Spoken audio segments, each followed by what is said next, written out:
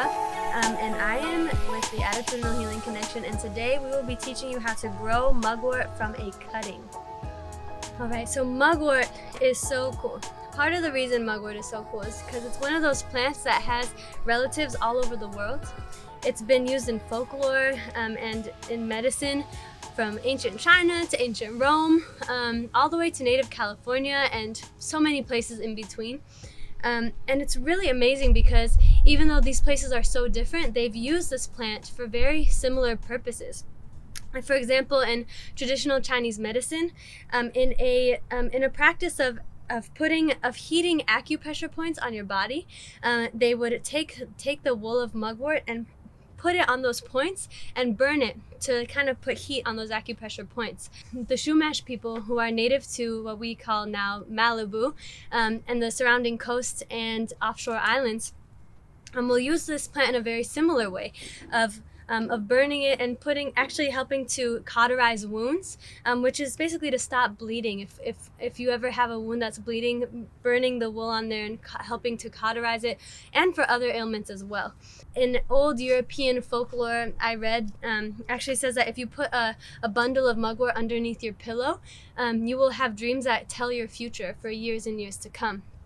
And you know, this is very similar to uses for many different tribes around California, use it also kind of to evoke these sacred dreaming kind of things. So it's pretty cool that this one plant is so ubiquitous all around the world, and I am going to teach you guys how to plant it for yourselves from a cutting.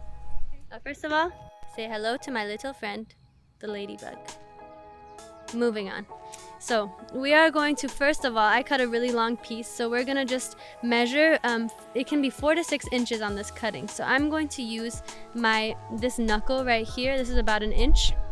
And I'm not gonna go from the top of the leaf, but actually from the top of the stem, which is about right here, you can see. So I'm gonna measure 1, 2, 3, 4. I'll do 5 inches today, 5. Okay, so that's about right here in the middle of these two. So I'm gonna do it right below this one.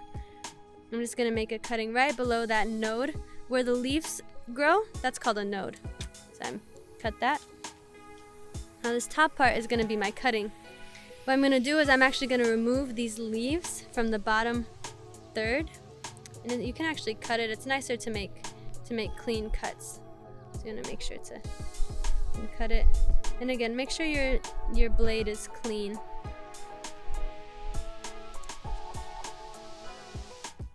There we go, that should be enough right here. So this is what my plant looks like now. And basically, well, I think that's it. Oh yeah, one other thing is that the roots are gonna grow out of these nodes. That's why we cut these leaves. It's pretty cool when you think about it. A leaf can grow and a root can grow out of these nodes. So you're gonna make sure to bury up until the top node that you cut. You're gonna bury all that into the perlite. All right, so what we have here is perlite. Perlite is actually a naturally occurring mineral, and it's a type of volcanic glass that's created when the volcanic obsidian glass gets saturated with water over a really long time. So perlite takes a long time to make, and it's actually naturally occurring. So you can take a look at it here, listen to it. Sounds pretty cool. Okay, so what you're going to do is you're going to put your new cutting into the perlite, like so, and you're gonna make sure that it's buried until the top node that you cut. And you can even do it slanted, you know, because it might have a hard time sitting up, so you can do it slanted like that. And what you're going to do is you're gonna water it to help it root. And here I'm just gonna water it, and I'm gonna keep watering it until I notice that the water is coming out of the bottom, because that will show me that the perlite has absorbed enough water.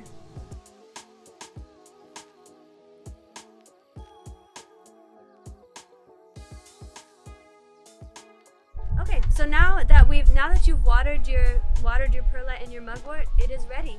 If you want to put it next to a window, that's a really good place if you have a window to put it next to. And just make sure that you're lightly watering the plant every single day. In a few weeks, maybe 2 to 3 weeks, your mugwort, if you were successful at your rooting, should be ready actually to transplant. If you have the ability, you can transplant your mugwort into another pot that you have. You can even transplant it into like a used, I don't know, yogurt container. It can be a little plastic thing that you find. You can cut a milk jug in half, whatever it is, whatever kind of container you have. Also, you can take it outside. You can put it outside and see how it does outside. At the farm, our Legacy Project students, we grew mugwort from a cutting and we planted it on our farm, and now it has spread, it has taken over. All right, so I think that is it. I can't wait to see you guys' mugwort plants that you grow. Can't wait to see it in 1 week, 2 weeks, 3 weeks, 4 weeks. And you can find more lessons like this one and ones that are even cooler than this one on ahc-oakland.org. I cannot wait to see you guys' plants and to hear what you learned from them. Thank you.